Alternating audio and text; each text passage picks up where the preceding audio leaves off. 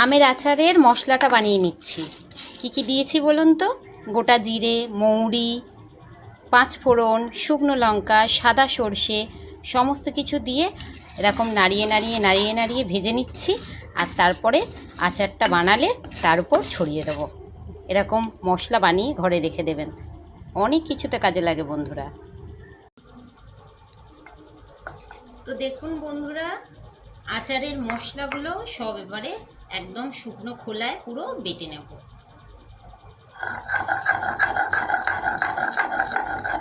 এই মশলাতেই কিন্তু কাঁচা আমের আচারের আসল স্বাদ আসবে।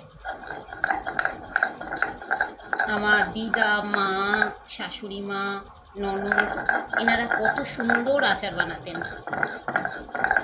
আর ওনাদের হাতের আচার এখন পাই না, তাই আমিই এখন নিজে বানিয়ে নিই। মশলাটা বেটে নিই, চলুন।